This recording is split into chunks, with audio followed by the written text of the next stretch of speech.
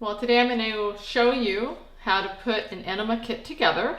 Right here are the basic parts of your enema kit. Here's the enema bucket with the enema bucket barb. We have a tubing clamp, tubing. This is an enema nozzle, and this is the feminine hygiene nozzle, which you would not use for an enema. And here is a 17-inch enema catheter for an optional higher enema cleanse.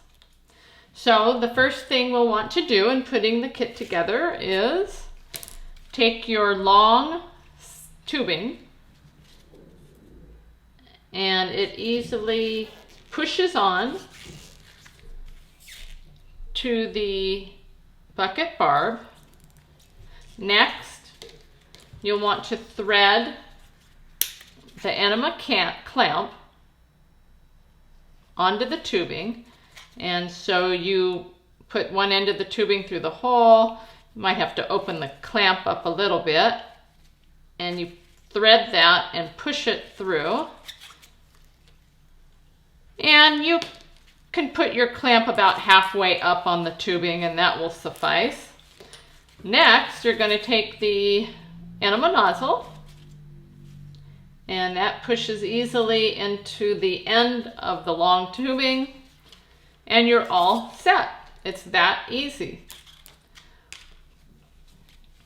Next, if you want an optional higher enema cleanse or a very slim insertion into the rectum, you will want to use the enema catheter, and that attaches very easily when you push it onto the nozzle, and now you have an extended enema catheter. Purchasing an enema tubing check valve can be very beneficial to keeping bacteria out of the tubing, enema tubing. What can happen is, without a check valve, at the end of your enema, air suction can happen at the very end, pulling some of the enema solution from your rectum back up into the tubing. It starts backing up. This happens with all enema kits.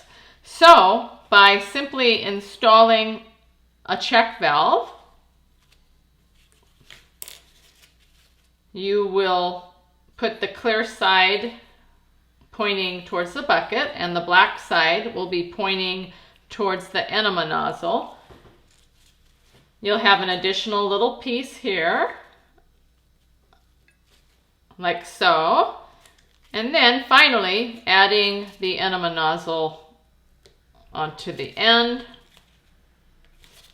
And there you have an installed check valve on your enema tubing, which keeps your enema tubing hygienic and clean, because it's a one-way flow.